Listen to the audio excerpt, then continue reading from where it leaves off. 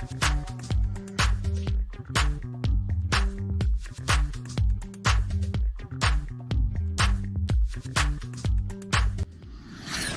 to the Moms for Wellness podcast on SM Enlightenment Radio or TV.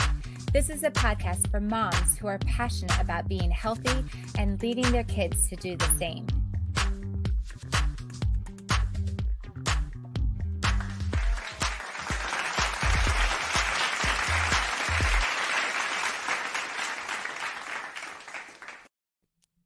Welcome back to the podcast, Mama. All right, today the topic is glyphosate. What is it? Have you heard of it? And why am I even talking about it? Well, I think you will completely understand why I'm talking about it after today's episode, and you might even be a bit angry. So we'll see. You let me know what you think. Okay, so today we're going to cover three things. Number one, what is it? Number two, what is it found in? And number three, why does it matter? All right, so let's start with number one.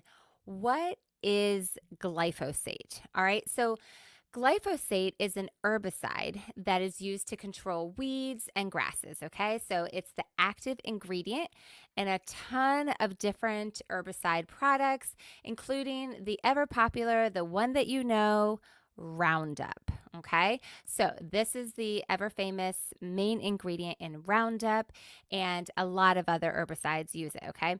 So glyphosate has been registered as a pesticide in the U.S. since 1974. So it's been around for a while, and it's commonly used in many other countries around the world, okay? So herbicides containing glyphosate are also referred to as weed killers. That's, they're your common weed killer. It's the main common ingredient that's going to be found in those, okay? So how does it work, okay? So a little bit about it. So glyphosate is absorbed into the plants, primarily through the leaves, and only a tiny amounts of it are absorbed into the roots.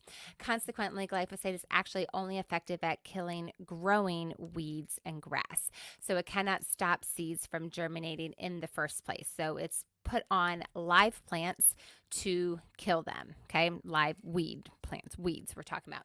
All right, so once it's absorbed into the plant structure, then glyphosate spreads all around the plant to its roots and its leaves, and then it prevents it from making the proteins that are necessary for its growth. That is why it ends up killing the plants, okay? So it's cutting out the proteins and doing the things that it can grow. So that's how it works. So glyphosate can come in many different forms. It can come in liquid, it can come in concentrate, it can come in solid. And so the also interesting thing is that it can be applied to weeds in a lot of different ways. It can be applied via injection. It can be applied via sponge bars, broadcast sprayers, those big planes that you see pictures of them, just dropping the spray, just flying over the crops and dropping the spray like that. It can be done by shielded sprayers, wiper applications, and controlled droplet applicators. So it can be applied in a lot of different ways. All right. So that's number one. What is it? Yeah, there's a great visual of it. What is it? What is glyphosate? All right. So number two then, what is glyphosate found in? Okay, so we touched on this a little bit, but we're going to go even deeper on this one. All right, so we mentioned Roundup, right? It's in Roundup. Glyphosate is the key herbicide used in agriculture, but it's not just in agriculture. It's also used in a lot more places. Like we're talking parks, playgrounds, schools, and homes. Like you can buy Roundup and other weed killers at, your local box store, wherever, and use it in your home. So it can be applied to plants and gardens and areas that your kids are readily playing in, the parks, the schools that they're at, all of these things, okay? So how else is it used by farmers? So this is interesting. It's used also not just to kill the weeds, okay? This is where it gets especially problematic. It's used to stop the growth of crops like oats, wheat, and beans in order to speed up the harvest process and then yield more crop. So it helps them dry out their crop faster. So this ingredient, glyphosate, this Roundup, this weed killer, is applied to crops in order to stop their growing, and then they can harvest more things and yield more of a crop. So as a result, can you guess what I'm going to say next? As a result of this, glyphosate has been found in your food, in your child's food. Since glyphosate is used so liberally and so widely, trace amounts are commonly detected in fresh fruits, cereals, vegetables, and many other food products. Okay, so the main foods that contain glyphosate are genetically modified foods. Okay, so GMOs, genetically modified organisms, GM foods, glyphosate resistant crops such as corn, soybeans, canola, alfalfa, and sugar beets. Okay, so one recent study found that all 10 genetically modified soy samples that were examined contained levels of glyphosate residues. Okay, so this is a very easily verifiable thing in a lab. There's all kinds of resources out there to show that this is commonly on food. But on the other hand, though, samples from conventional and organically grown soybeans do not contain any of these residues. Okay, so these are GM foods, the genetically modified foods. What's more, many weed species are now resistant to glyphosate, which is causing more and more Roundup to be sprayed on crops. Did you hear that? There's resistance, so now they need to use more of it. Okay, so listen, this is interesting. The EPA has actually set limits that as long as the amounts are lower than these limits, they consider glyphosate to be safe for consumption. Okay, that's our EPA, our Environmental Protection Agency. Okay, so here's the thing though, the use of glyphosate has increased dramatically in the last 20 years due to frequent use in crops such as corn, soybean, and cotton. And I already mentioned how they're using it, and also the fact, so they're using it to kill the weeds, but there's such resistance they have to use more of it.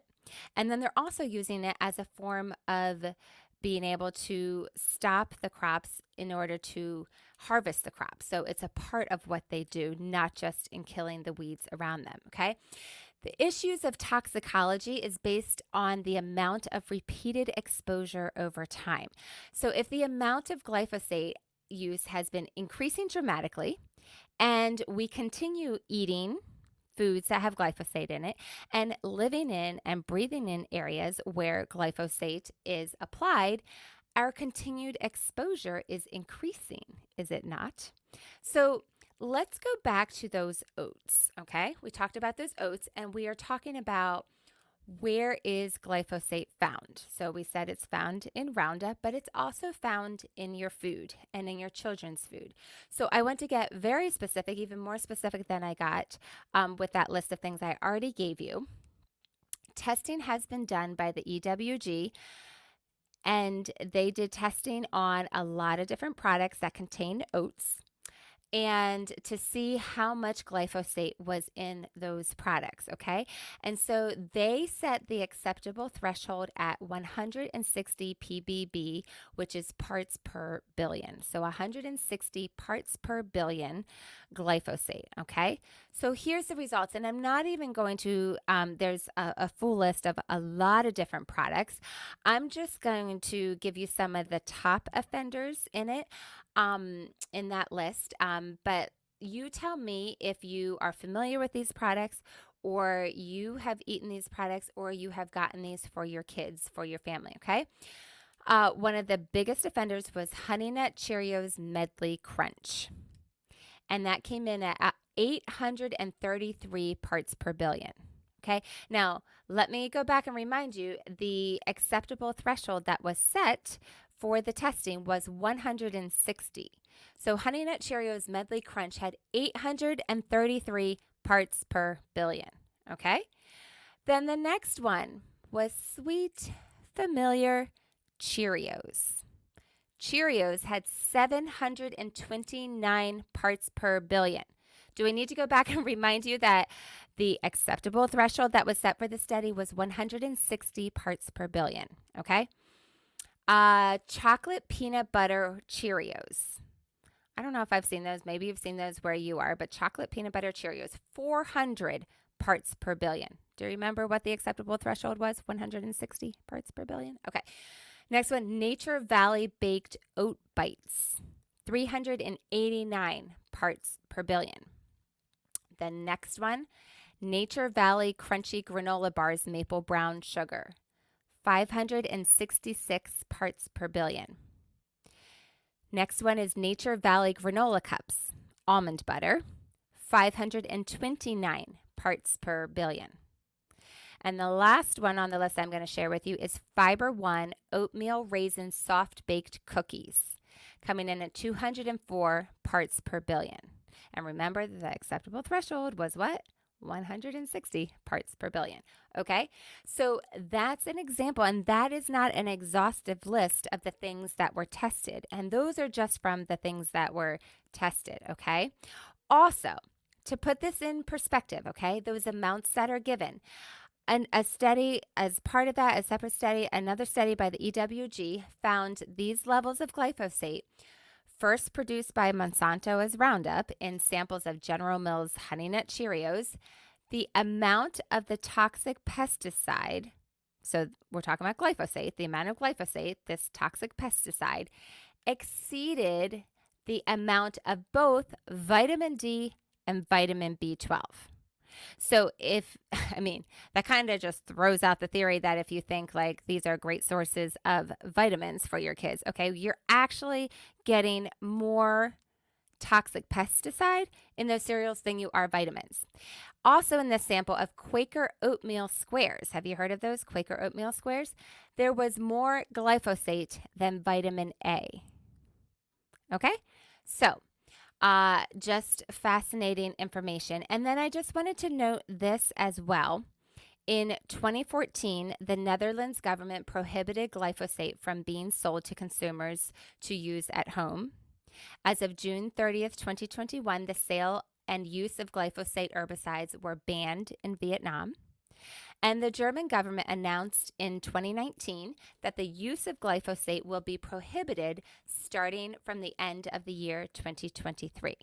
So those are things to note. So why does all of this matter? Okay, besides the fact that it's a toxic pesticide. So here's some reasons why this matters. Okay, glyphosate kills plants by stopping the metabolic pathway called, I can't even pronounce this, shikimate pathway, the shikimate pathway. So the point, though, is that this pathway is crucial for plants and some microorganisms, but it does not exist in humans. However, here's the thing that I want you to hear. The human digestive system does contain microorganisms that make use of this pathway. And side note, if you heard any of the past episodes where I talked about the gut and gut health and the effect that different things have on our gut health has tons of bacteria and microorganisms that are living like in condos inside our gut. And so we want to feed the good bacteria and we want to get rid of the bad bacteria. Okay, so this is what we're talking about. Our gut, our digestive system contains microorganisms that use this pathway. So then there are hundreds of different types of microorganisms in your gut, most of which are bacteria, and some of them are friendly bacteria and incredibly important for your health. We were just talking about that. So the thing is, though, Roundup may negatively affect these bacteria. It blocks the shikimate pathway, or however you pronounce that, which is important for both plants and microorganisms, okay? So it's blocking that pathway. It's stopping the good organisms from doing their job inside your gut. So in animal studies, glyphosate has been found to disrupt beneficial gut bacteria. And what's more, harmful bacteria seem to be highly resistant to glyphosate. So it kills the good bacteria, it disrupts the good bacteria, and it doesn't do anything to the bad bacteria. One article that received a lot of attention even hypothesized that glyphosate in Roundup is to blame for the increase in gluten sensitivity and celiac disease worldwide. So that's a fascinating thing to hypothesize, but it makes sense because it's affecting your gut. So go and do some research on your own. There needs to be more studies on that, but just a fascinating concept, a fascinating thought. And we talk a lot about gluten-free living and celiac and the effects of that and how to go through life with that and the effects that that has. So that is a really fascinating hypothesis. So something to look into. I definitely encourage you to. So also some other things to note. In 2015, the World Health Organization declared glyphosate as, quote, probably carcinogenic to humans, end quote. All right, so this is interesting. Two recent reviews also found no association between glyphosate and cancer, although it should be mentioned that some of the authors have financial ties to Monsanto. So again, it goes back to who is doing the studies, who is doing the research. Pay attention to these things. And this is exactly why I'm doing this episode, to raise this word, to be familiar with the word glyphosate and to understand what it is and where it is present and what it's doing to your health and your children's health. So then in 2017, glyphosate was classified as a known carcinogen by California's Office of Environmental Health Hazard Assessment. Okay. All right. So it makes sense that the people that are most affected by glyphosate are the people that have the most contact with it, right? And those would be farm workers. So it's interesting to note some of the effects on farm workers, on people that work on farms and in agriculture. So glyphosate residues have been found in the blood and urine of farm workers, especially those who do not use gloves. One study of agricultural workers using glyphosate products even reported problems with pregnancy. And studies show that direct contact with Roundup may cause health issues, including a greater risk of developing a cancer called non-Hodgkin lymphoma. Okay. So while many people are quick to point out that it's the amount, that they're exposed to a lot of it and you're only exposed to a little bit of it, right? But why are we even messing with it? If it does that in large concentrations to those who are most commonly and readily exposed to it, what does it do in little concentrations added up over time? And then it's way harder to actually pinpoint the reason, right? So just why not avoid it? Why not be aware of it? And the fact that there is more of this toxic pesticide in these cereals than there are vitamins or specific vitamins, that's crazy. I mean, that is really crazy. And you are not hearing this shouted from the rooftops, which is exactly why I wanted to share this with you and make you aware of this one specific word, this one specific thing, and where are the places that you can find it. Okay. So what can we do about it? All right. So now you know what it is. Now you know where it's found. And now you know why it's important. Okay.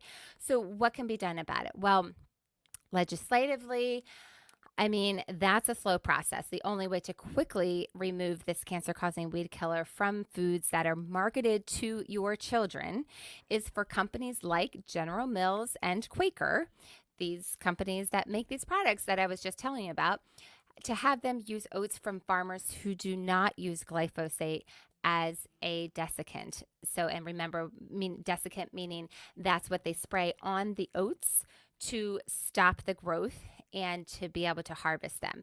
So it's not a good practice, but it is a common practice. And these companies are using oats that have that practice. Okay. But will that really happen? I mean, and if it does, it's definitely going to take time, and these products are still on the market. So the answer is, the key is to be informed, which is, again, this is the whole point. This is why I'm doing this episode, to let you know about it. And then vote with your dollars. Speak and have a voice with your dollars, with what you choose to buy. Do not buy do not buy oat products from these companies. Do not use products that are used with Monsanto oats and soybeans and wheat. Okay. So and remember what I said back, if you caught it, these levels were not detected in organic oats. So, and organic wheat and organic beans. Okay, so those are really great ways and really strong reasons to make the switch to organic, especially in those areas. Okay, so you are informed. Are you angry? Did you know about this? And I'm curious. Let me know if you are angry. Send me a message on Instagram. You know that I'm at Jenny Hardy. DM me. Or if you found something interesting, tag me with it on your stories. I would love to see that. I would love to hear your thoughts and your feedback and your reactions to this. Maybe you are deeply involved in this and have known about this for a long time. I would love to hear what you have been doing and what your updates are. So definitely reach out to me. Let me know. I would love to hear from you. And share this episode with a mama that you want to protect her and her children. So definitely share that. We need to spread the word and just be informed so that we can make changes. That's a wrap. Thanks for joining me on SM Enlightenment Radio or TV, or joining me on the Moms for Wellness podcast. If you enjoyed this episode, please subscribe to the Moms for Wellness podcast and leave a 5-star rating or review. It really is helpful and we would be so grateful. I'm Jenny. Have a good one.